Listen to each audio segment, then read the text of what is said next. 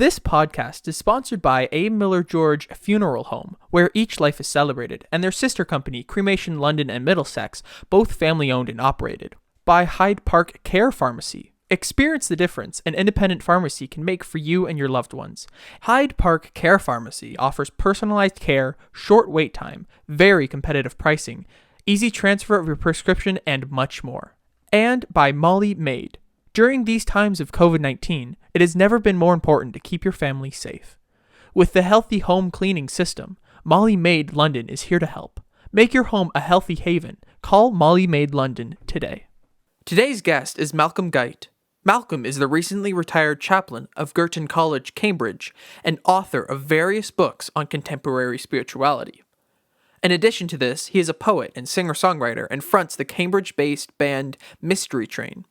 His most recent book, David's Crown, is a collection of brilliant poems in response to the Psalms. We discuss the new book, some of his earlier writing, and the work of J.R.R. Tolkien, and much more.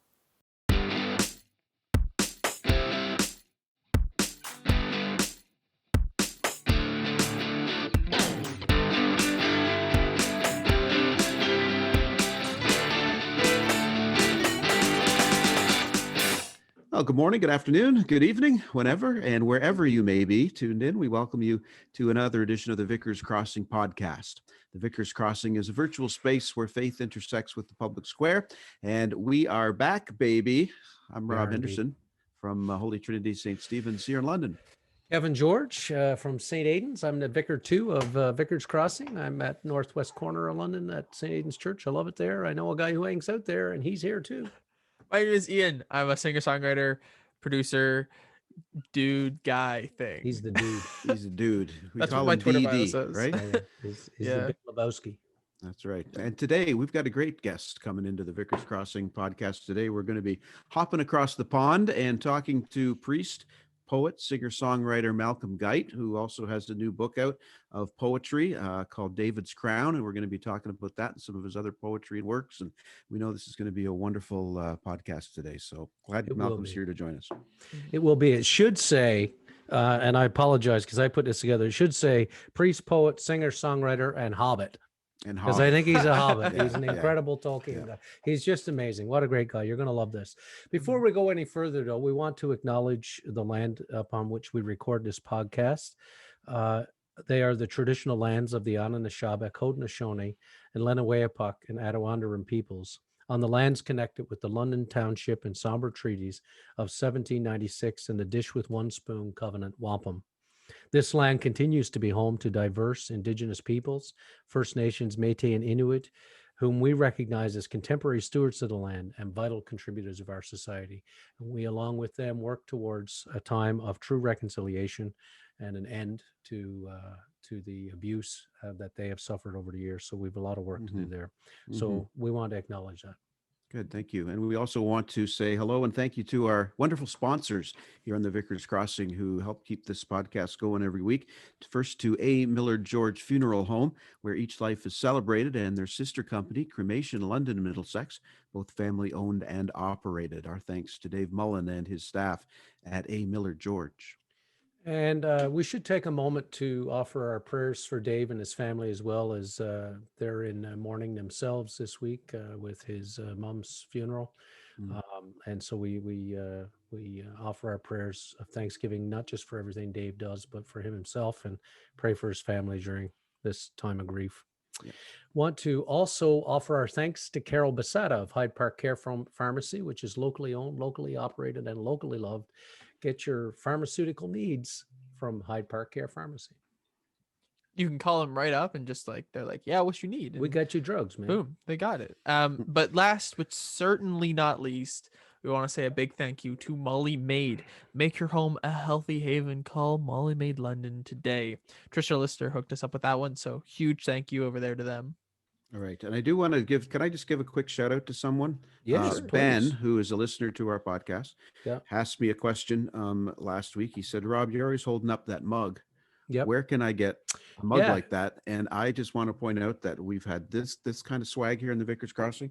You Yep. can't see it real well, but here we got the t-shirts. Look, it's got the shirts. Look Yep. at we got the We got hoodies. the jackets. Yo, we got it all, man. So if you're interested, thevicarscrossing.com Yep. is what I told Ben and what I'll tell everybody else today. Check us out. Not only will you get information on the podcast and our guests, both past and future, you'll also be able to find out how you can get a hold of these type of cool things like mugs. That's right. And on there are also direct links to every book we talk about on this podcast. Yes. You can go to our section books, and you'll get a direct link right straight to Amazon. That's not to say that's what you should patronize, but if that's what you like, that's fine. Most of these books will be available from your local bookseller, but we wanted to make it easy. There's a quick access link on there for you. Rob, I wonder if before we go any further, I just want to acknowledge what's happened since we last sat down to record 6 days ago. That afternoon, there was a shooting in Atlanta, targeted Asians in massage parlors, an incredible tragic day where 8 people were killed. And just yesterday in Boulder, Colorado, a gunman walked into a grocery store and shot the place up, and 10 people were killed yesterday in that violent assault. There have been 7 mass shootings in the United States in the last 7 days. The president had not yet lifted the flag on the White House from last week's shooting when this week's shooting began. So I just want to send out our prayers to all those who suffer at the hands of violence, and to acknowledge that this is a difficult time for our neighbors in the U.S. again. And in the spirit of Malcolm Guite, who's coming up, I just want to share this brief poem, this sonnet of his called By the Sword, in memory of those who have died, and in a hopes that we might learn to stop the ways of violence. This world, pardon me, I'll start again. This word is still suspended like a sword above our heads who have refused to hear it. Too sharp and clear for us, too bright and hard, too close to home for anyone to bear it. Our swords are long since beaten not to plowshares, but into guns and tanks and bombs and planes and darker weapons still, and hidden fears, and still the sword of Damocles remains. What would it take to turn us to your wisdom, make us pursue the things that make for peace?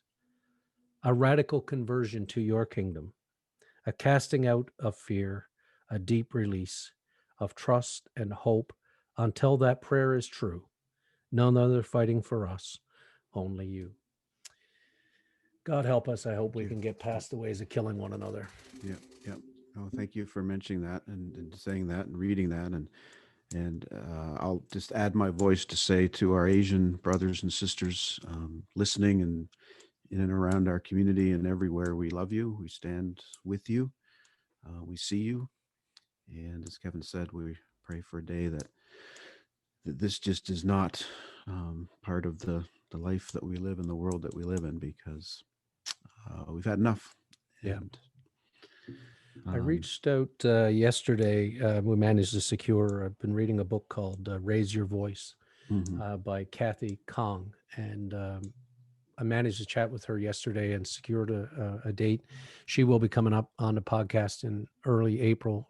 We want to talk about stopping Asian hate and everything that goes along with that. And her book is a great testimony to the experience of being Asian in North America, born in Korea, raised in the United States, spent lots of time here in Canada as well with family and so on. So she knows the experience. And Rob, you're absolutely right. We need to let people know that they're seen and heard, and that we need to unlearn a bunch of things. In the midst of chatting with Kathy yesterday, I said, the rise in Asian hate crimes is alarming. And she texted back and she said, and for someone who is Asian and has an Asian daughter in New York City, it's terrifying. And I realized in that moment, again, it's only somebody with my white privilege that could use a word like alarming to describe this scourge of violence and death. Yeah. It's not alarming. It is terrifying. It's terrifying and hangs over. Yeah. Always. So big time.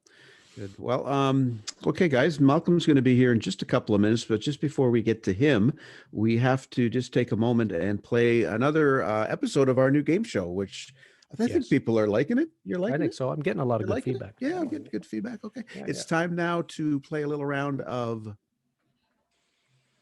It's not a lie if you believe it. Yeah. Truer words have never been spoken. George Costanza. It's not a lie if you believe it. What is this, Rob? Well, in talking and thinking about George a lot, we often notice that if he tells a little bit of a fib or a story about himself and believes it, then he pretty much lives in that reality. So maybe we do too a little bit. So what we're going to do right now to test that theory is one of us is going to tell a little bit of story about themselves, and the other two are going to try to figure out if that's a lie. And if it is, if you believe it, man, go for it. All the power to you. So I think it's Kevin's turn. My turn. See if he can stump us today. Okay, so this goes back to when I was maybe, I don't know, I'm going to say about 8. And I was outside playing with my niece, my brother. My oldest brother is 21 years older than me. So I've got niece. He has a son older than I am, in fact. So, but his middle sister is 2 years younger than me, Sherry. So she and we were out playing, and we got in some sort of an altercation like little kids do. And I guess I made her cry. Kevin. It happens. It happens. It happens. Okay. Her mother, Clara, my sister-in-law, was really vexed about this, that I have hurt Sherry or made her cry. So we used to keep pigs. We had pigs to fatten them up for food, And so she decided that my punishment would be, so this is what happened to me. She put me in the pen with the pigs. And I think there were 3 or 4 of them. I can't remember. All I know is it was terrifying. And the pigs were snorting and putting their snout up my ass and all that stuff. And it was terrifying. I can hardly even look at bacon to this day. But it was a traumatizing experience that lives in George family lore, is the day Kevin spent in the pig's pen with the pigs. Now that's my story today is that I once spent part of an afternoon in a pig's pen with some pigs. Thanks to my sister-in-law, Clara. And he's sticking to it. Okay. And I'm sticking to it. And it's not a lie if I believe it. How long were you in this pen? Oh, I don't know. It felt like hours, but it was probably minutes. But did the pigs have names? Were they kind of like? There were 3 of them. They were called. There were 3 of them. They were called bacon, ham, and sausage. Okay. What do you think, Ian? Is he lying or is he telling the truth? I don't know.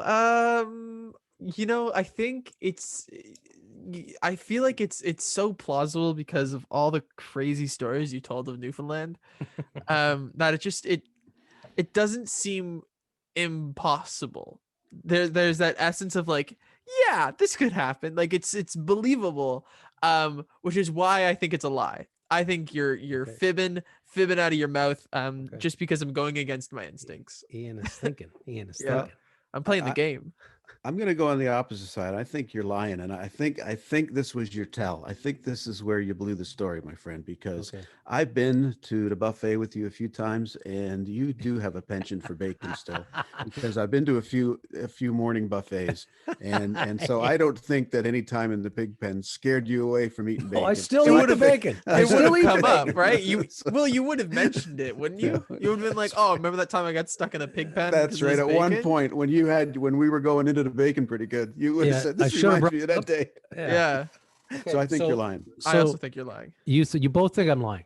Okay, Yeah. well, I got you both because it's a true story. Oh, for crying! What the It's heck? a true story, and my sister-in-law Claire, if you're listening to this, I shall never forget this. I shall never forget the horror and the pain and the traumatization. If only we had children's aid in those days, I would have had her arrested. Gosh, that is unbelievable. Wow, So every other kid in the world hears, Ian, go to your room. Kevin hears, Ian, go to the pig pen. Go to your room, Kevin. You're going with the pigs. I should have went with my instincts. Wow. Oh my gosh! Can't All right, believe he it. got us. He got us. Yeah, That's it's not a lie if you believe it, folks. Wow. All right, we'll have another one next time. Malcolm's here, so enough of this pig pen nonsense. Let's. I bring see Malcolm a guy into coming it. out of a hobbit hole. Here comes Malcolm. And here he is. Malcolm Guite is our guest here on the Vicar's Crossing. And Malcolm, we welcome you into the podcast. How are you? I'm delighted to join you. I'm all right. I'm managing in the midst of all the vicissitudes of this strange year. Yes. I have a steady supply of beer and coffee and occasional whiskey. I still have tobacco in my pipe and ink in my pen, so I reckon that'll keep me going for a bit. You have all the necessities of life right there. That's all you need. Life, yeah. Well, it a feels bit of good company and some friends to quaff with would be good, but we'll save that up for better time. Well, we'll just have to do it this way to suffice. But I feel pretty privileged because I've been watching your spells in the library, and it's like the Vicar's Crossing now has come into the library. It's quite beautiful. Well, it's great. I mean, I'm sitting here in that very library, and yeah, I'm glad to welcome you all in. Wonderful. No, it's great to be in there with you today. Just for our listeners, Malcolm, tell us whereabouts you are, because you're not down the road like our usual guests. Yeah, well, so I'm over in England. I've just retired as a chaplain at Girton College in Cambridge, but I'm still a life fellow there. So it's the kind of ancient university, and particularly the College of Girton that I'm sponsored on. But I don't live in Cambridge. I live in a little village, a lovely old English country village, where my wife happens to be the vicar. So happily, very good. I get to shack up in the vicarage, and it's about 9 miles out of Cambridge. And Cambridge is pretty flat, but we're just where the country starts to lift and roll a little bit. We're in the valley of a lovely little river called the Granter, which eventually goes into the town. So it's a rural setup. If you were near Hamilton, they'd have to say you were surrounded by mountains then, if there's rolling hills. Absolutely. Well, I remember, yes. I was living in Hamilton once, and I'd heard tell of the mountain, and I was expecting this vertiginous and precipitous monument. It's not quite a mountain, I don't think. Yeah. Talk about making a mountain out of a molehill. Yeah. On the escarpment there. Yeah, yes. Well, we're thrilled to have you here, Malcolm. We're going to be talking about your book, David's Crown, in just a little bit, and some other things as well. But I think Kevin will just kind of start us off here and get underway with our chat today. There's so much we could talk about because the depth and breadth of your work, your writing, and your engagement, Malcolm, is quite incredible. I even have my CBC mug today in honor of the recent episode you did on tapestry. So we wanted to toast that because that was fantastic. Well done. Well, these things just happen. I mean, nothing is planned. Well, I get that impression with you that this is the way the wild goose works in your life. It's just exactly. I always like it. In Sir Thomas Malory's accounts of King Arthur, when the knights are kind of riding out to errantry, they just say, "Let us take the adventure that God sends us," and inevitably some damsel in distress shows up, and they're away. And then off you go, right? So we're going to get to your book, David's Crown, in just a little bit. But for listeners, I want to pick up in a way where we, as a podcast, left off last week. Malcolm, we had a guest on here named Erin Davis, who was really quite well known here in Canada because she was a radio host of Toronto's largest radio station for many years. As my friend, God rest his soul, Ed Smith used to say in Newfoundland, where I come from, Ed used to say he was world famous in Newfoundland.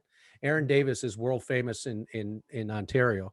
And so, but Erin tragically lost her daughter, Lauren, at age 24, who died in her sleep just a few years ago. And she's written an incredible book called Mourning is Broken, Mourning. And it's a great book, and we found it to be a great resource to put in people's hands who are going through grief.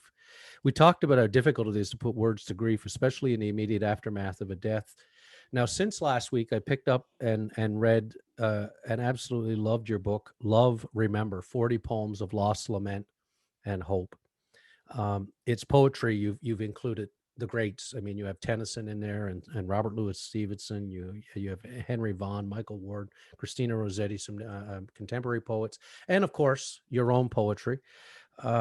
I want to begin, if I can, by having you read one of your poems from that collection, and then I'll have a question for you on the other side, if you don't mind. And it's Holding and Letting Go. Here we are. Simple little poem, Holding and Letting Go. We have a call to live, and a common call to die. I watched you and my father go to bid a friend goodbye. I watched you hold my father's hand. How could it not be so? The gentleness of holding on helps in the letting go. For when we feel our frailty, how can we not respond and reach to hold another's hand and feel the common bond? For then we touch the heights above and every depth below. We touch the very quick of love, holding and letting go. Isn't that great, guys? That's beautiful. It's fantastic. So this poem you note in the book comes from a personal event in your own life, but it also came to have meaning for others beyond your immediate circle, Malcolm, which you found surprising. And you wrote about that poems are like children. You nurture and form them in a certain point. And of course, you have your own ideas about what they mean and who they are, but they are living independent beings like children growing up and leaving home. Published poems go out and make their own way in the world. They make new friends and have conversations their parents could never have imagined and perhaps shouldn't overhear. But sometimes they come home with new friends, and you have the pleasure of knowing that someone has seen something in your child, in your poem, that you hadn't seen yourself, but you're very glad it's there. Could you tell our audience about the origin of the piece, that story that you share in the book, and more about how you came to learn just how profound these words are to others, and that notion of how once you release your really incredible words, the kind of life they take on of their own? So yeah, the occasion of this poem, I mean, it was so direct and intimate and personal that even when I wrote the poem, I didn't originally think about publishing it. It happened that my father, who was already quite elderly and ill, that his great friend, a lifelong friend, I'd often see them together. His friend died, and he was going to go to his friend's funeral, and we were all in Cambridge at that time, and I really wanted to go with my dad to that funeral, not least because I felt my father's mortality through the mortality of his friend, and I knew my father felt it too. So it was all set up, but as I say, I was a chaplain at a college, and you're kind of on call. And we had an emergency. In fact, it was an emergency related to a very distressed student who looked like she might be trying to take her life. And I had to go up there. I just had to abandon everything and go. And luckily, I had another friend, a very close friend of mine, who also knew my father. We were all together. And I said, my phone went, it was an emergency at college. I said, I'm really sorry, Dad, I've got to go. But my friend said, look, I'll go to the funeral. And just as I sort of got on my bike to go up to the college, I turned around, and as they were walking around the corner towards the church, I just saw my friend reach out and hold my father's hand, which in a funny way, because we're all reserved Englishmen, I probably would have wanted to do, but wouldn't have done. Right. Yeah. She did it, you know what I mean? Yeah. And that's the last I saw of the two of them. Anyway, so I luckily we were able to help the students and talk them out of their despair and get a support package set up for them. So I came back down into town and sort of was sitting in a cafe having a strong coffee and I just thought, this is so beautiful. I thought I must write a card for my friend. So I bought a card, in the store there, and I literally wrote that poem out personally to the friend. Wow. And and sent it to her. And then she said, oh, this is beautiful, it's a keeper. And I copied it out again in my own notebook of poems, and I showed it to my wife. And she said, I've got a friend, as it happens, it was in Vancouver in BC. Can I send the poem to her? So the poem went off, and I hadn't at that point published it. But I was beginning to think, well, maybe it is a keeper, however personal it is. But lo and behold, I had an email from Vancouver, from a hospice in Vancouver, titled Your Hospice Poem. And they wrote and said, somebody came and shared it, that we open our day, for all the carers in the hospice with prayer each morning. And at our prayer meeting, somebody read your poem, and we just want to thank you for so perfectly expressing, we just feel you've written the hospice poem we need, and you know about hospices, and you've expressed our philosophy so closely that we'd like to have the poem on the wall and print it in our booklet. So I said, my hospice poem? What hospice poem was that? I never wrote a hospice poem. And then they mentioned the lines, holding and letting go. That's our philosophy. And I reread the poem to myself, and I suddenly thought, oh my goodness, that is completely what that end of life cares. It's about, and even the fact that somebody else was holding on to somebody else who was grieving, the holding the hand of the mourner, as well as the holding and letting go of the person, that you love. So I wrote back and said, yes, you can have the poem, and thank you for restoring it to me in a new way. I decided I would include it in the book. Wow. That was in a book of my own poems. And then I once that book was published, I started getting a lot of requests for people to use this poem in funerals. So when I subsequently came to create my own anthology of poetry that might help people in the journey of grief, I thought, well, I'll include it. Yeah. So it's kind of really taken on a life of its own. And I now think of it as much their poem. I mean, I still have the tender memories that immediately, and I'm still, you know, of course, since then my father has died, and, you know, I thought about this poem when I was we were with my father when he died, you know, and you know, my mother, just after my father had breathed his last breath, my mother, you know, who'd been holding his hand, then lifted her hand, put it on his brow and said, "Safe journey, dear." Wow. And so, you know, the poem had become part of something much more by then. And that was really just an illustration of the way poetry works. It's got a life of its own. And it, as I said, it goes out and makes new friends.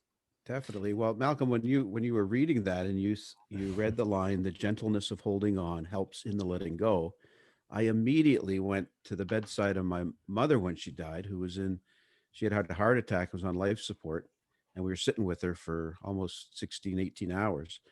And it wasn't until the nurse touched me, put her arm on my shoulder, that I actually started to cry and have some emotion about what was going on. And it was her gentleness of the hand on the shoulder helped me let my mom go. Right. Yeah. And she went shortly after. So those words were, amazing how that connects like that, because that's immediately where I went. Yeah, I wanted the word touch in there. I mean, not only the holding, letting go, but we're saying that when we get this our common bond, our frailty, you know, we touch the heights above and every depth below. Yeah. We touch the very quick of love.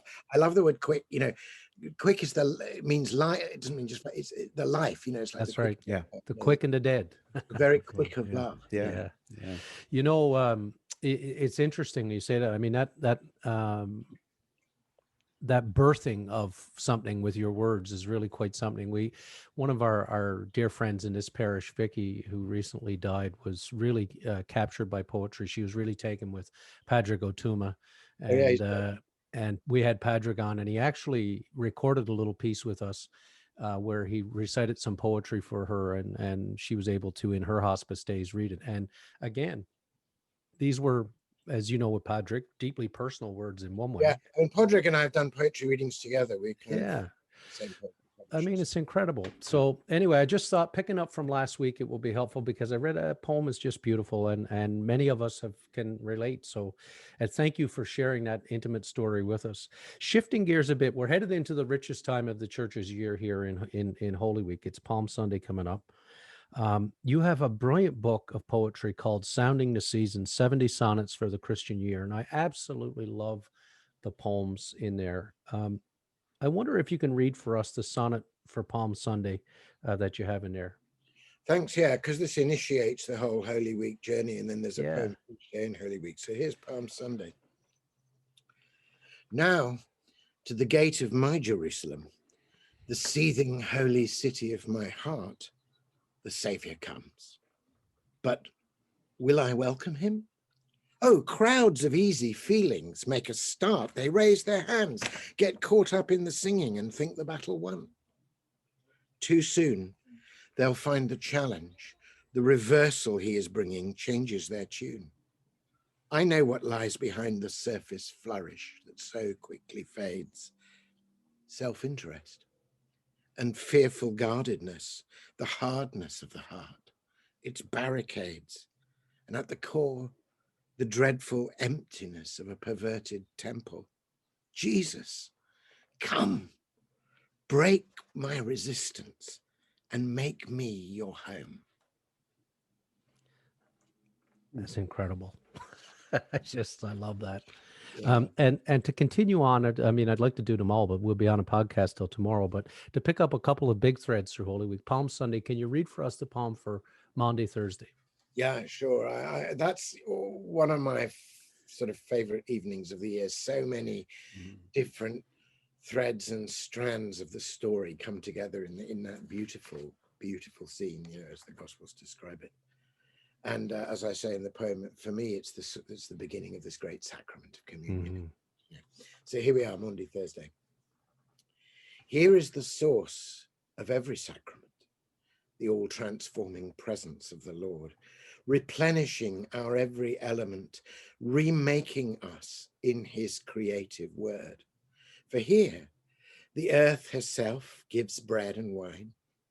The air delights to bear his spirit's speech. The fire dances where the candles shine. The waters cleanse us with his gentle touch. And here he shows the full extent of love to us, whose love is always incomplete. In vain we search the heavens high above. The God of love is kneeling at our feet. Though we betray him, though it is the night, he meets us here and loves us into light. Rob, what do you think Wonderful. Of that? Wow.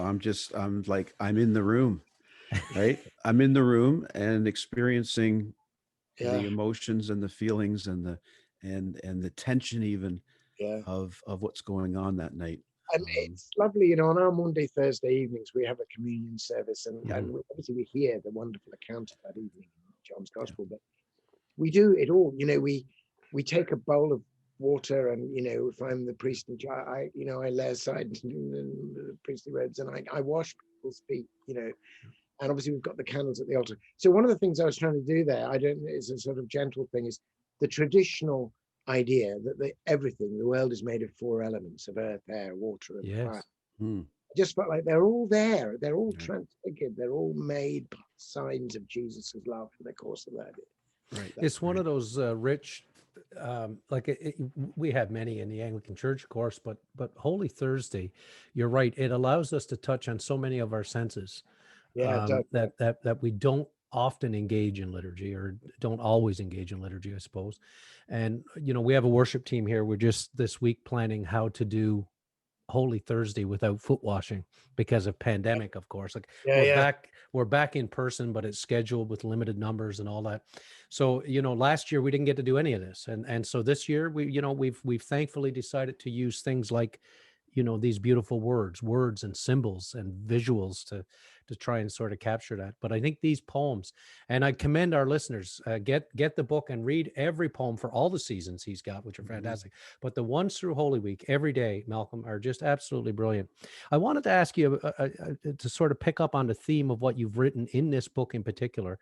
You've chosen sonnets, which you write a lot of, that particular form. And I know you have a great love and respect for the other priest poet, John Donne. I wonder if you can say a little bit about him, about this form, which he perfected, if you ask me, and its appeal to you, and why sonnets work so well in terms of what you're communicating. Because I did see you wrote about the public nature of poetry, which I thought was brilliant. Absolutely. So John Donne is really important figure for me, and indeed, really getting to grips with Donne. I did my PhD actually about his sermons and Lancelot Andrews and how they influenced T.S. Eliot. But he's really an important figure for me. He was a great character. He was quite a man of action back in the day, and a young Elizabethan gallant, and he was Sydney to Cadiz, and was a bit of a Jack the Lad, and wrote some of the finest love poetry and erotic poetry ever. And then he had this, he fell passionately in love with his boss's daughter and married her, and then they got thrown in jail because they married against the parents' wishes, but they were actually legally married. He wrote a letter from jail to try and get out of jail, which went he signed it John Donne and Donne undone. In that situation.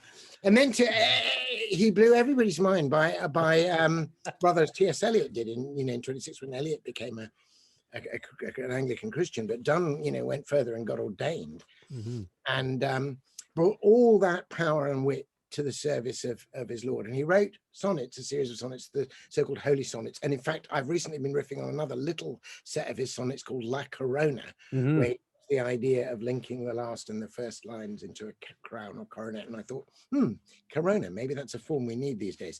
But what I like about the sonnet form, at its simplest, what I like about the sonnet form is you already know before you start when you're going to stop.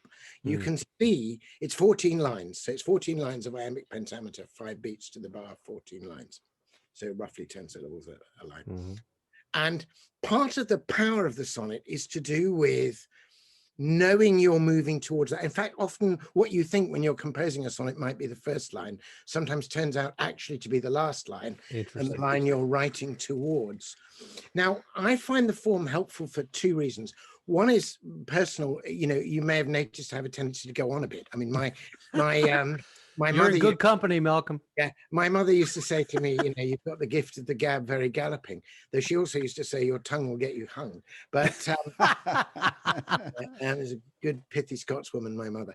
Anyway, I found that a form that concentrates, a form that compresses, a form that demands concision and brevity and packing everything into the line is very good for me. Otherwise, it's a bit like, I mean, there's a character in Shakespeare's play, A Winter's Tale, talking about poetry, who says, our poesy, our poetry is a current which flies each bound it chafes. And it's like, if you've got a river in a bank, you know, and it'll flow fast and well. And the beauty happens when the water hits the bank and the spray, fine spray goes over.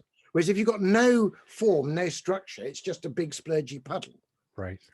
And I remember I started these poems in Sounding the Seasons when I was one of the clergy at a Cambridge city centre church, where they were looking for a sort of secular reading to be in conversation with the day's gospel reading. And it was my job to find the secular readings, you know, and the idea is the sermon would arise out of a conversation between the two. And then I sort of thought, well, maybe I could write some of these. Yeah. And then I realized I could get what I wanted to say about the gospel or the day into a sonnet. And then that was not only personally a helpful form for me, but of course in liturgy, it's great because a sonnet takes literally a minute to read, 1 minute. That's why somebody wrote the line, a sonnet is a moment's monument, you know. Right. And so you can, even if you can't see it in front of you, you can retain it. And I can remember the first time I tried out, instead of doing a sermon, you know, I would do one of these sonnets. This kind of happy, relieved, you know, slightly puzzled looking parishioner putting her arm around me and saying, Malcolm, why didn't you tell us sooner that you could do it in 14 lines? You know, that's right. It's like, if I could only figure that out. Yeah. So yeah, that's helpful. Obviously, it's a traditional form as well, and I see myself as in a line, in a succession. You know, John Donne and George Herbert and so on. And I want to use their forms and find a modern way of doing that. You know, I remember I didn't actually have a publishing contract for this when I first started writing them, and I remember writing to publishers and say, like, I'm live blogging the church year, but with sonnet. Yeah. Tell me, can you say a word before we go on to the next thing here? Just on that, the other thing that you mentioned in your book is that poetry for a time had turned in towards itself in terms of being a very private expression. And one of the things that you do very well, and it's why I love this stuff, is you've turned poetry, or you've sort of gifted poetry back into the public realm. Yeah, I really wanted to I think poetry's become such a recherche, niche kind of cliquey academia thing, you know. So people are intimidated by it, and they think, and I thought, you know, poetry used to be massively popular. I mean, Shakespeare was massively popular, Tennyson, you know, Byron, you know, why has it become this coterie thing? And I think it's partly because it's become so obscure and inward. There was a brilliant essay after the war, Second War, by the poet Stephen Spender, about poetry, in which he said, well, if the classic image of the poet is the bird singing, you know, the soul birds, he said, you know, once the bird was flying over the whole landscape of life and could alight anywhere and sing from any tree. He said, since kind of Eliot and onwards, it's like the poem is in a cage. It's like the bird is in a cage, the poet. And he said this brilliantly. He said, and the bars of the cage are mirrored and the mirrors are turned inward. And the only subject that's allowed for poetry is fragmented images of the self. Wow. And there comes a point where you can't do that, you know. So I kind of wanted to bust poetry out of that cage. And you do it well. You know, I'd much rather be a tribal bard. I mean, in a sense, that's what I am for, if you like, the tribe of thinking and feeling Christians, that we have a story to tell. And it's good to have some poets to articulate that story. Of course, it's personal. I write the poem, it means something to me, but I'm writing it so that it can be read and enjoyed and can speak for, can be the voice for hundreds of people I don't know.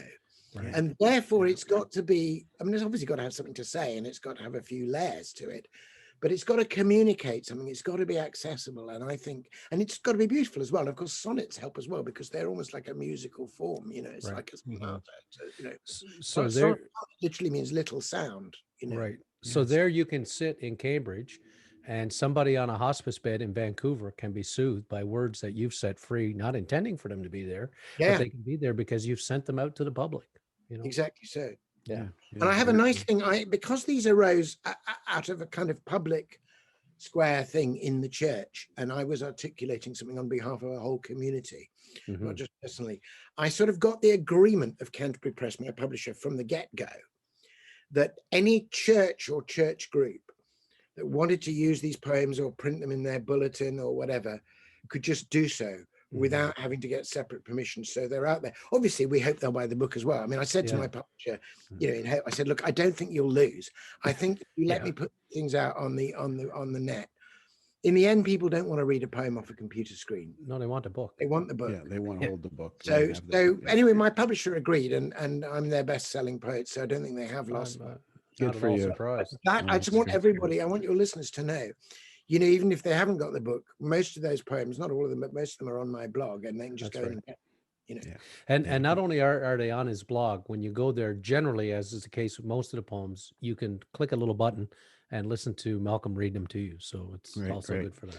Well, let's talk about one of those then, and the new one, which is David's Crown. Speaking of coronavirus. Yeah, speaking of that, wanted to talk a little bit about the Psalms today, Malcolm.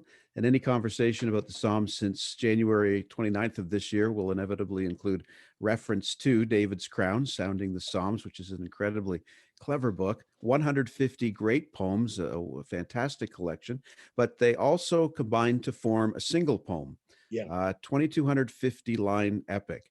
And I noted that the last line of each poem is the first line of the next. So can you tell us a bit more about the choice of David's Crown as a title and share a bit about that? So we mentioned John Donne earlier, and John Donne has this little sequence of 7 sonnets called La Corona. And the opening, and he offers them to Christ. So the opening line of Donne's little sequence, which I use as a sort of epigraph for mine, is, "Deign at my hands this crown of prayer and praise." Because corona is the Latin word for crown. Hence it's inside the word coronation. Now, the word corona had also been used for little circlets or chaplets, any circlet on the head, and even circlets of beads, of prayer beads. And I think Donne might have even thought of each poem as being like a little bead. So that's the opening line, "Deign at my hands this crown of prayer and praise." Then the last line, this is how you link the beads together. The last line of that sonnet is the first line of the next sonnet, the last line of that. Until the really cool thing, this is what makes it a crown or a coronet, is the final line in Donne's La Corona is, as he offers it all to Christ, "Deign at my hands this crown of prayer and praise." So we're actually linked back, and it's a circle. So I just, you know, kind of dumb things you think quite early in lockdown, you know, a little bit of time on my hands. I was reading the Psalms. I was just gripped by them. You know, it's part of the daily office of priests in the Church of England that you say morning and evening prayer and have a certain number of Psalms. And to be honest, you kind of rattle them off. You sort of know them anyway. And you, did I just say that Psalm? You know, you just kind of do it. But obviously out of the deep, "I've called to you, Lord, hear my voice," you know, and "will the plague come nigh my dwelling?" And, you know, suddenly, especially the Psalms of lament and this, you know, the sense of all these things have been taken from me, you're the only one upon whom I depend, all those things suddenly really spoke to my heart. And I was going, boy, the Psalms have come alive for me. They're becoming my lockdown text. And the opening psalm has this idea about, you know, blessed is the man who meditates on this. And it says, in his law, I will exercise myself day and night. And I was exercising myself by walking every day, but I just began to meditate on the Psalms as I walked. And I suddenly had this crazy idea, like, what if I did a corona, but like instead of 7, which must be quite tough, it'd be like, what if it was 150? So 150. I imagine that would be like a 2 or 3 year project. That seems reasonable, because I also decided, rather than writing 14-liner sonnets, because there's 150 psalms, and because, you know, traditionally they were divided into 5 books, and I just wanted to play with 5s and 3s and 15s. And also, of course, in pentameter, there's roughly 10 syllables to the line. So I thought, what if I had a 15-line poem? So it's actually 150 syllables. So it's kind of like a little psalter just in that. So what if I did a corona and I write it in terza rima, Dante's meter, and that means we'll have 5 verses of 3 in each poem. And I just began to become interested in the beauty of that form. So I ended up committing to write 150 15-line poems with linked lines. And of course, I couldn't start until I knew the end, because the opening line had to be the final line. Right. So in order to write the first poem, I meditated simultaneously on Psalm 1 and Psalm 150. Mm. And when the line came to me, come to the place where every breath is praise, because Psalm means praise, is the book of praise. I suddenly thought, that's how it ends, that's how it starts. And then I just committed to this journey. As I say, I thought it'd take 2 or 3 years. And I started to put them on my blog, and my publisher noticed them and said, we'd like to do a book. And I said, yeah, well, watch this space, maybe 2023, 2024. And then, you know, we were in full lockdown. Nobody was going anywhere. Malcolm had nothing to do. Yeah. I just got the bit between my teeth. And of course, it's very Moorish, because the great thing is that your landing place at the end of one poem is your springboard for the next. Right. So to write Psalm 1, I also read Psalm 2. To write Psalm 2, I read Psalm 2 and 3. So and I just got into it. Yeah. And I actually did the first full draft in 2 months. I basically did it in June. Mm-hmm. Yeah. And then I had quite a long time to, you know, you've got to polish it and get it right. And, you know, it's quite carefully wrought. But I also found the way the Psalms are so totally uninhibited, you know, the way they just pour it all out, the way they don't hold back on anger and puzzlement, despair, you know, that, you know, I try to be an encouraging poet. I think that sometimes, you know, I think one of the things that modern poetry did, I mean, from Sylvia Plath, kind of wants to go into this kind of absolute paroxysms of inarticulate agony. Yeah. And I felt we kind of had enough of that. So I tend to write quite upbeat verse. But of course, there are things, you know, we should lament. There is a need. Of course. Yeah, of course. So I actually found here is a way I can lament without being obscure. And I can do it in conversation with this great book of poetry, which is right at the heart of the Bible. Yes. So that's what happened. And I ended up finishing it and saying to my publisher, do you know what? We could bring this out at the beginning of next year. Yeah, perfect. Well, let's have a little taste of one of them then. Can we do that now? One of them is that I wanted to have folks hear is Psalm 121, which many folks are familiar with. This is done always, I think every funeral I've done has used Psalm 121. And I'd like to read it. And then when I'm finished, Malcolm, if you could read your poem as well. So Psalm 121. I will lift up mine eyes unto the hills, from whence cometh my help. My help cometh from the Lord, which made heaven and earth. He will not suffer thy foot to be moved. He that keepeth thee will not slumber. Behold, he that keepeth Israel shall neither slumber nor sleep. The Lord is thy keeper. The Lord is thy shade upon thy right hand. The sun shall not smite thee by day, nor the moon by night. The Lord shall preserve thee from all evil. He shall preserve thy soul. The Lord shall preserve thy going out and thy coming in from this time forth and even forevermore. That's a beautiful psalm. I was using the old Coverdale translation. That translation, you know, it's just wonderful. Yeah. Maggie and I actually had that psalm at our wedding, and we spoke it antiphonally to each other. Lovely.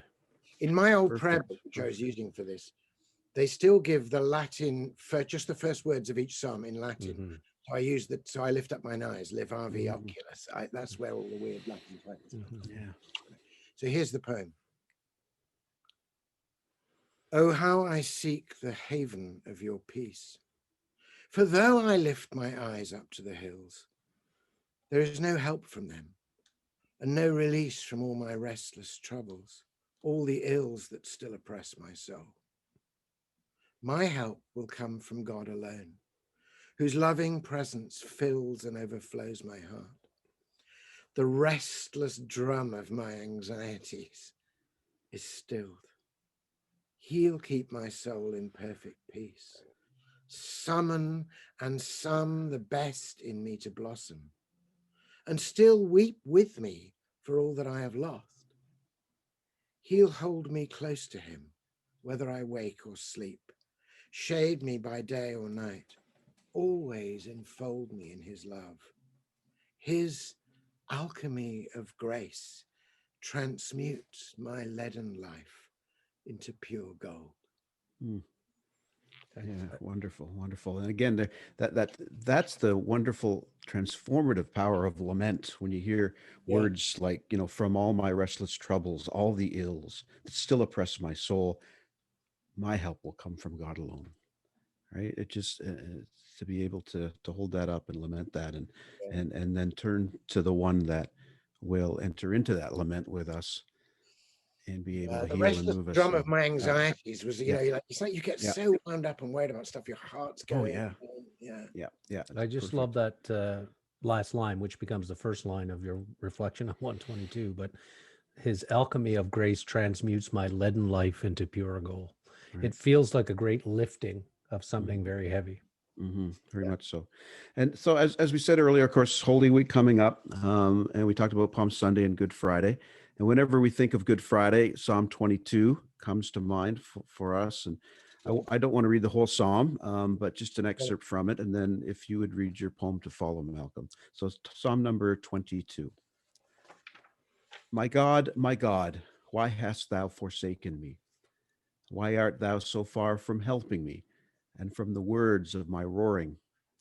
O my God, I cry in the daytime, but thou hearest not, and in the night season, and am not silent. But thou art holy, O thou that inhabitest the praises of Israel. Our fathers trusted in thee, they trusted, and thou didst deliver them. They cried unto thee and were delivered. They trusted in thee and were not confounded. But I am a worm and no man, a reproach of men and despised of the people. All they that see me laugh me to scorn. They shoot out the lip, they shake the head, saying, He trusted on the Lord that he would deliver him. Let him deliver him, seeing he delighted in him. But thou art he that took me out of the womb. Thou didst make me hope when I was upon my mother's breasts. I was cast upon thee from the womb. Thou art my God from my mother's belly. Be not far from me, for trouble is near, for there is none to help. So I'll respond to the, Deus, Deus meus is the title of this poem, my God, my God. Christians must read that psalm in awe because it was on the lips of Jesus as he died for us. And in a way, this psalm was the key to my whole approach. There's a line in this, which is Christ himself is crying through this psalm. And I feel that we can come close to Jesus in all the psalms. So Deus, Deus meus. Before he shares with us the golden crown, he comes to share with us the crown of thorns. Our hurts and hates close in and hem him round, mock and humiliate him. All the scorns with which we blaspheme God in one another are concentrated here, among the horns of unicorns, the lions' mouths, the slather of our devouring wickedness. He takes it all and turns it into love. He gathers all of us, and by atonement makes our peace with God. He speaks to us of mercy even as we pierce him. No one slakes his thirst. I tremble at the mystery, for Christ himself is crying through this psalm to suffer my own dereliction for me. Is this where we snap our Powerful. I got to say, I hadn't picked up on what you said before you started here, that last line. For Christ himself is crying through his pain, through this psalm, to suffer my own dereliction for me. That business of us coming close to Jesus through the Psalms, I find that particularly insightful because I have found reading these that it really does draw us closer in our walk in the way of Jesus. Yeah, the when he comes to share with us the crown of thorns, one of the things that when I was just reflecting on the whole Corona thing and sort of thinking about, where have I heard this? Why is it that I want to feel that this coronavirus, I need this Corona form? And I suddenly remembered, I think it's by Thomas Tallis, that there was a piece of music, Renaissance music, called the Corona Spinia. The actual Latin name for the crown of thorns is Corona Spinia. And my theology is such that I feel that when God came to be in complete solidarity with the whole of humanity in Jesus Christ, what that meant and what his passion is a sign of is that he takes on our hurts and sufferings. He really does feel them with us. And in that sense, this Corona pandemic is part of his Corona Spinia. It's part of his crown of thorns. It's part of what he takes on by loving us and suffering alongside us. Right. So rich. It's so much richer than this sort of substitutional atonement sort of. This is an atonement which works in solidarity with the vulnerability and the margins of the margins and the suffering of God's people, you know. It's really incredible. Yeah, absolutely. I think one always has to understand that whilst the atonement is a reality and a deep, all-transforming mystery, it's distinct from the theories about the atonement. You know, there's a bunch of, there's about 5 scriptural models of atonement, and then the theologians have got to work and created about 55 more. Created some sort of divine legal department that's having, you know, that fine, but our little systems have their day. They have their day and cease to be. They are but broken lights of thee, and thou, O Lord, art more than they, as Tennyson said. And you know, poetry, I think, can sometimes restore the mystery of what Jesus is doing for us without getting bogged down in these different juridical theories about how it works. I'll leave that to the academic theologians. You know, I know that the atonement is real, and I know that it's somehow achieved in the death and resurrection of Jesus, and that's more than enough for me as a poet to be working on. You know, that's right. Listen, I got to say, when I first landed upon you, Malcolm, and the first thing I saw was a picture, and I was sure, as I looked at you with a long pipe, that I had landed on a hobbit. Maybe I could have got out the long pipe for this one. I don't know. And so I thought it will be fun. I'm going to turn this over to producer Ian, because you, sir, are a bit of an expert with Mr. J.R.R. Tolkien and his writing. So we thought it might be fun. So Ian, what do you got for Mr. Expert here? I have a little bit of a quiz, if you don't mind. We're going to play quiz. You going to play quiz with us, Malcolm? You down for a quiz, Malcolm? I'm down for quiz. Yeah, I mean, fantastic. So it's just 6 questions. We'll just go for it, and if I'm sure you'll know them, because I didn't know these answers when Kevin sent this quiz to me. All right. So question number 1 is, who was it that foresaw the death of the Witch King? The Witch King of Angmar. Well, of course, that happened way back before the story even starts. So I don't know. That's a good one. I mean, I don't know. Elrond. It's got to be one of the very old characters, unless it's a kind of wild card like Tom Bombadil or something. All right, Ian, you got an answer? I have Glorfindel. Glorfindel. So he's one of the elves. Yeah. Okay. Of course, naturally. All right. Question. So far, you've got him stumped, Ian. This is good. Question number 2. Before entering Shelob's lair, Gollum had one last chance where he might have turned from evil. What happened to ruin this chance? Oh, does he overhear he there's this tension, isn't it, all the time that, you know, Sam can see Gollum's up to no good, and I think there's some kind of encounter with Sam where Sam's putting him down, or Sam slights him in some way, and that little kindling of the Smeagol rather than Gollum gets put out. Yes. That it? Yes. Oh, wow. That's it. Exactly it. Yep. Yes. Okay. Now we're 50-50 now.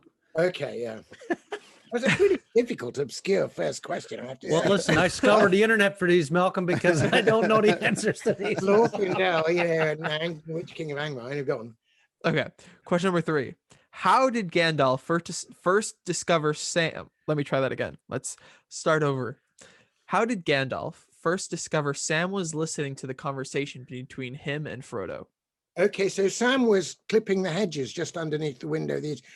And Gandalf suddenly realized that he could no longer hear the clippers going. And then he seizes him and says, "Are you eavesdropping?" And Sam Whitley says, "Begging your pardon, sir, there ain't no eaves at Bag End." You know? That's exactly it. Absolutely.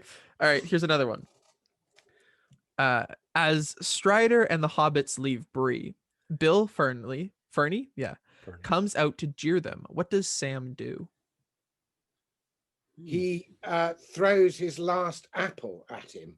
Yes. Exactly what he does. That's Wow, exactly Malcolm. what he does. That's Malcolm. fantastic. Yeah. Here's one. Name 3 Ents besides Treebeard and Quickbeam. My. They had names? Besides Quickbeam, oh golly, there's one. Is there one called? There's one with an H. It's like Holly or Hollin or something like that. This is a hard one. Quickbeam. Yeah, I didn't know this one at all. No, I don't think I can do that. So who we got, Ian? And wives, you wanted the names of. We have Beachbone, Finglass, and Leaflock. Okay, Finglass I might have got. I didn't know Beachbone and Leaflock, so there you go. Fladriff and Skinbark. Right. Oh my gosh, yeah. What names, by the way? Incredible. Great names. Skinbark is a great name, yeah. Fimbrethel. Yeah. I don't know these. But it's the last question I want to know if he gets. This is Here the we one go. this will for blow all the my money. mind if you get this, Malcolm. You're like, no pressure then, yeah. What does the ring inscription say in Black speech? Oh, well. Ash, Nash, something Brattle, Gash, Nash, Grim Battle. I can't do all of it because it's not right. You're doing very well. That's like, oh man, that's a drop the bike moment right there. That's you got even one of those syllables. I'll give it to you because like that's incredible. Yeah. And what for those listening, what is the translation? Okay, so one ring to rule them all, one ring to find them, one ring to bring them all, and in the darkness bind them in the land of Mordor where the shadows lie. Yeah, well, That's you were so cool. I mean, you recited over half of what was written there. If that actually, I couldn't say it. So yeah. I on the ring is only the last 2 lines, one ring to find them all and in the darkness bind them. But the full thing, of course, begins the 3 rings for the elven kings under the sky, 9 for mortal men doomed to die. We better stop. 7 for the dwarf lords.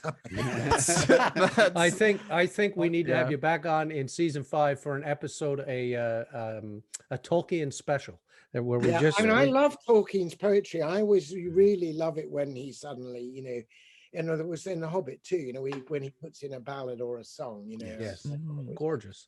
Okay, so speaking of Tolkien and ballads and poetry, let's pick up there. Would you share with us the poem about Tolkien you write called Patterns? And then I'll have a question for you on the other side. Okay, sure. So it's just called Patterns, and it's called Patterns brackets Tree and Leaf, which of course is the title of a book which includes his essay on fairy stories and Leaf by Nigel. Tolkien is leaning back into an oak, old, gnarled, distinct in bowl and burr, as from the burr and bowl of his old pipe, packed with tightly patterned shreds of leaf, the smoke ascends in rings and wreaths of air to catch the autumn light and meet such leaves as circle through its wreaths and patter down in patterns of their own to the rich ground. He contemplates again the tree of tales, the roots of language and its rings of growth, the tongue and tail and teller all coeval, and he becomes a pattern, making patterns, a tale telling tales and turning leaves, from the print of thumb and finger on his pipe to the print and press and pattern of his books, and all their prints and imprints in our minds, out to this grainy, patterned photograph of Tolkien leaning back into an oak. I love it. I love it. Now, you've spoken of Tolkien along with other fantasists as prophetic, as prophets. You say that they're prophetic by the exercising of imagination, which is, of course, what makes Tolkien so incredibly rich and continues to be to this day. Imagination, of course, seeming to be the element that we see missing in the world today. The central ideas of Tolkien are engagement with and critique of, you will say, of the reductive view of the world. I've seen you say elsewhere, heard you say elsewhere. Can you say more about the importance of Tolkien on your own journey? Because I know it's been very meaningful to you personally. And why his writings are still important today when we're in a sort of still a postmodern or fascination with modernism and its black and white binary sort of conversations. Yeah, absolutely. Gosh, well, this is you've saved the big thing for late. How long have you got? But well, quickly, our time is yours. Yeah, no, so just to say something about the personal side of it. My father read us The Hobbit when I was really quite a little boy, and he read The Hobbit brilliantly. He had a wonderful voice for Gandalf, and he did. My father was a Yorkshireman, but he spoke, as we call RPs, received pronunciation. But he could do a real Yorkshire accent, and when we got to the trolls, he did the trolls all in Yorkshire. You had a nice bit of mutton you brought us down. In a half between the two of you, and what's a borough hobbit? So he was just brilliant, and I was entranced. And then he started to read The Lord of the Rings with us, and then I had to go off to school in England, so I sort of finished reading it myself and was utterly enchanted. I think I smoke a pipe to this day because Gandalf and Bilbo sitting and blowing smoke rings. And it used to be my cool party trick, blowing smoke rings, and I can blow smoke rings and blow smoke rings through each other. And that was really cool until the film came. And after the film, everybody goes, can you blow a galleon? Anyway, gradually, I also began to realize there was much more than just the glorious tale, that there was a wisdom. And I think there is a prophetic wisdom for all of us. And prophecy speaks truth to power, but it also sometimes foreshadows or foretells what's to come. And there are some very specific moments of prophecy. The obvious one is the whole confrontation between Saruman and Gandalf over what it is to be a wizard, how it is to rule them. And Saruman's choice of not only of dominion and domination, but of domination through mechanism, through, if you like, effectively almost genetic engineering, when he's trying to create the Uruk-hai, and constant felling of trees and the creation of, as it were, of a kind of machinery. And as I think Gandalf says, he has a mind of metal and wheels. And there's that fundamental conversation between them where he says, I've broken, he says, the white light can be broken into many colors. And Gandalf says, he who breaks a thing to find out what it is has left the path of wisdom, which is, now Saruman represents so much of the modern spirit, so much of the dissecting, the dominating, the whole science as a means of dominating nature, the sense that you have to have absolute control, the contest for power, all of those things, wisdom gone wrong in a kind of dominating, mechanizing way. Gandalf represents an alternative. But here's the prophetic moment. In the end, of course, Saruman has left the path of wisdom and brings about his own destruction. And that destruction, after the felling of the trees, is flood. Now, that is exactly where we are. That's exactly where we're burning the world's forests. We are increasing climate change. We are having rising sea levels. And we are going to be consumed by floods. That is actually going to happen. But it's all there in kind of Isengard in miniature. So that's a very specific moment. But I think there's a much more important thing. And I think this is, for me, this goes right to the core of the whole Tolkien saga and world. Tolkien knew all the great myths and legends that had been left to mankind from every race, obviously particularly the Norse and Celtic ones. Now, there are many hero quests involving treasure and indeed magic rings available to him. But as far as I know, every epic of the ancient world is an epic of acquisition.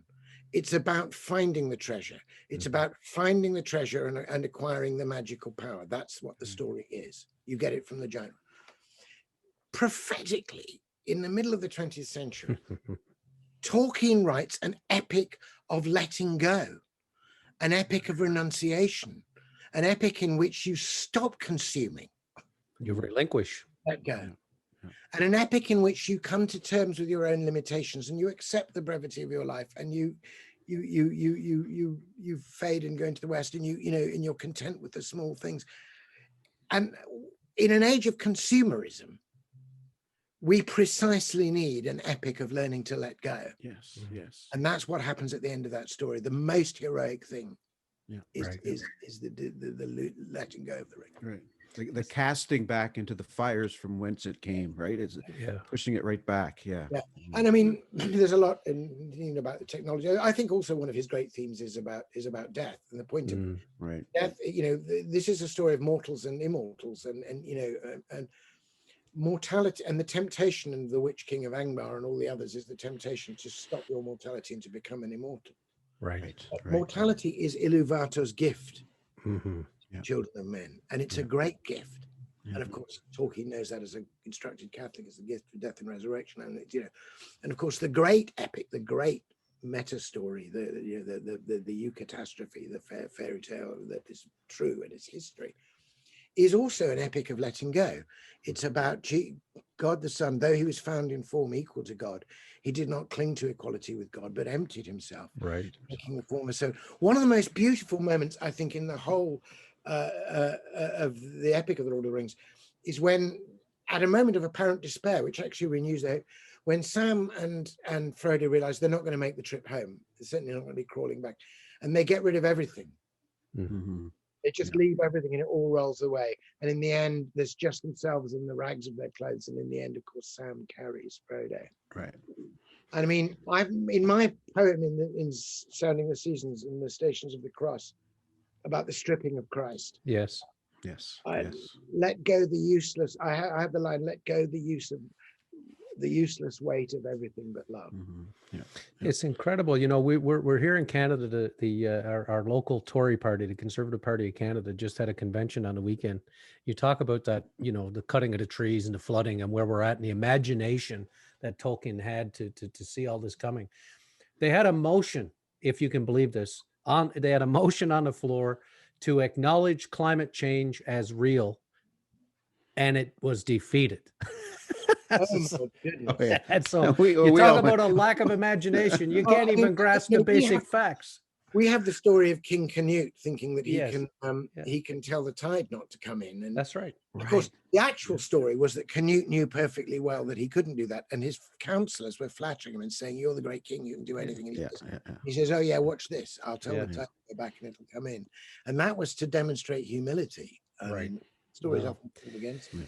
It's all about accumulating, and everything we heard out of that convention was about the economy and the natural resources and the tar sands and all that stuff. So it was incredible.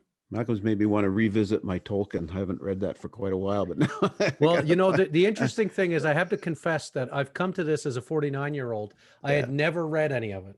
And last year I began with The Hobbit, and I'm partway through The Lord of the Rings now. Absolutely love it. It also gives your mind beautiful places to go. I mean, just in terms of spiritual journey, I would say that, for example, Lothlorien, the whole way it lifts, the description of stepping over a bridge into a different time, the sense in which you're in eternity as well as in time. And that there's a kind of Lothlorien of the heart that the elves are always in, and that the elder days are still there.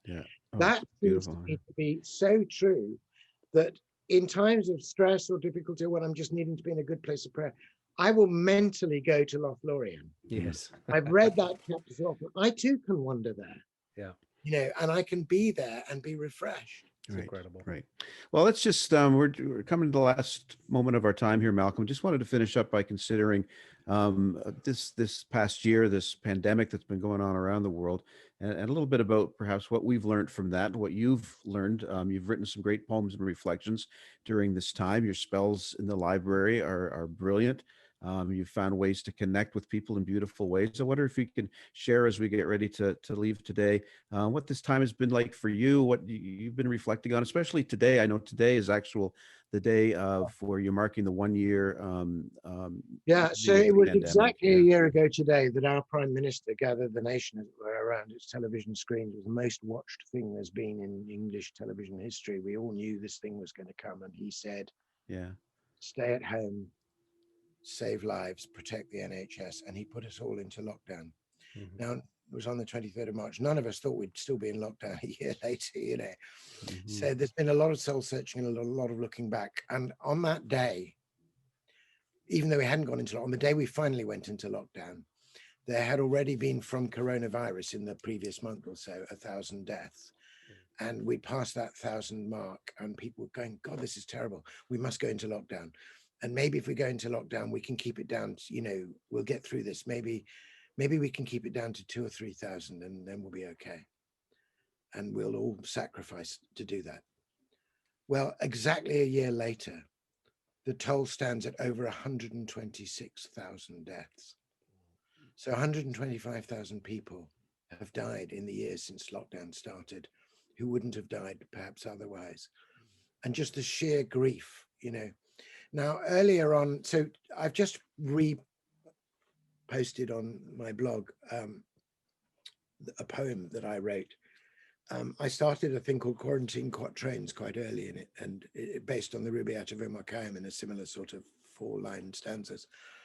And it started off quite lightheartedly about, oh, wow, I've got all this time and, you know, I'm listening to the birds and everything.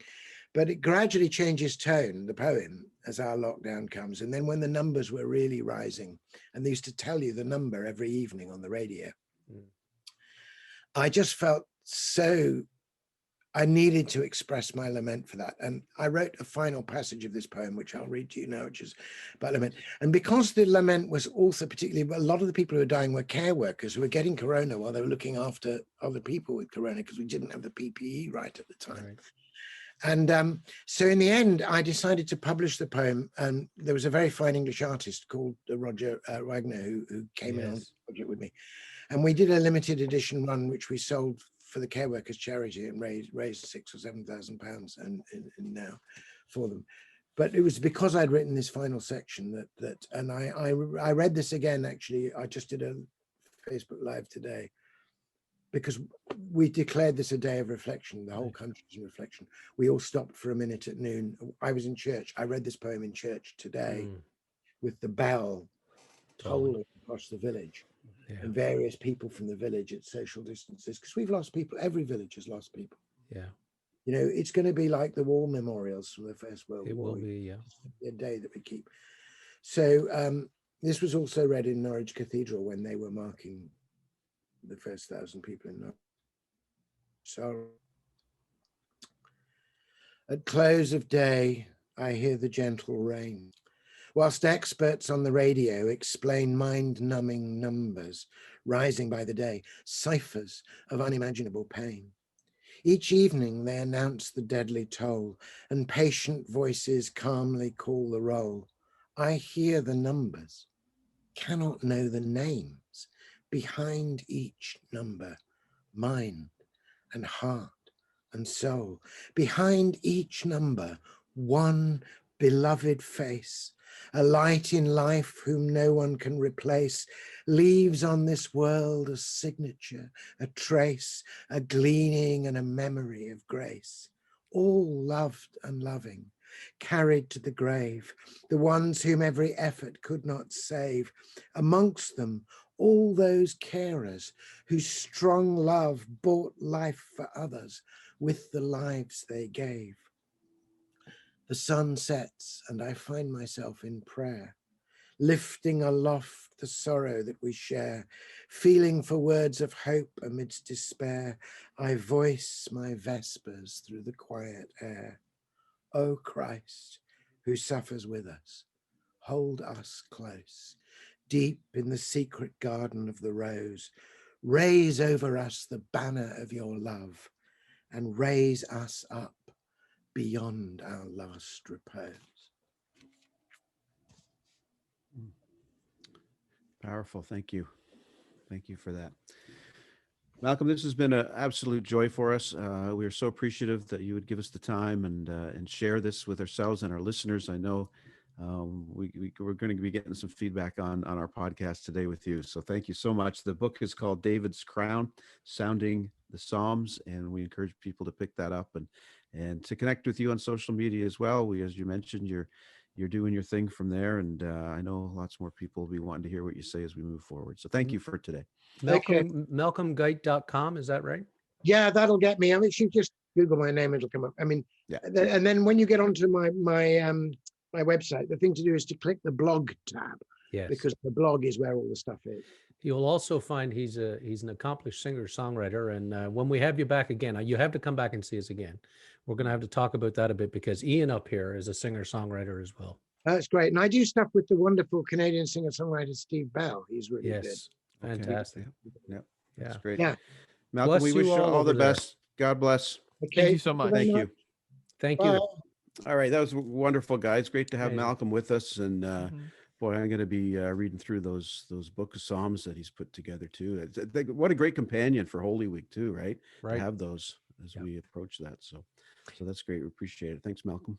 Yeah. And listen, a big thing coming up next week. Our podcast is going to drop on Tuesday instead of on Wednesday because we are a part of a big day. You remember what that day is, Rob? Oh, I Tuesday. remember. I've been prepping for it. Yeah, Right. We're looking forward to it. We're going to be reading. I got it here. I'll hold it up. You tell people about it. So Diana Butler Bass has a new book coming out on March 30th, and there it is. It's called Freeing Jesus. It's called an advanced copy. This is an advanced copy, very secretive. So Kevin and I both have had a chance to leaf through it and read most of it, almost done. So we're going to be talking to Diana on the day of the book launch, March the 30th, about freeing Jesus and maybe a few other things. So we're really looking forward to that. That's going to be a great conversation and an honor for us to be able to do that with her.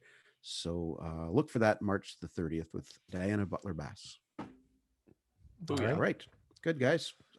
So just before we make our way out again, we want to say thank you to our sponsors today, to A. Miller George Funeral Home, where each life is celebrated, and their sister company, Cremation London, Middlesex, both family owned and operated. Thanks to Dave Mullen. Dave, we're thinking about you, buddy, and your entire family right now.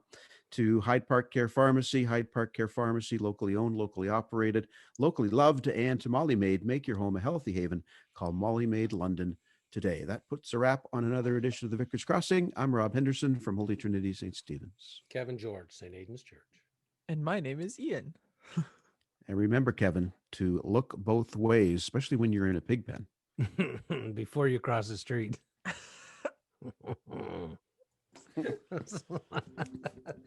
All right. So Have you stopped the recording, Kevin?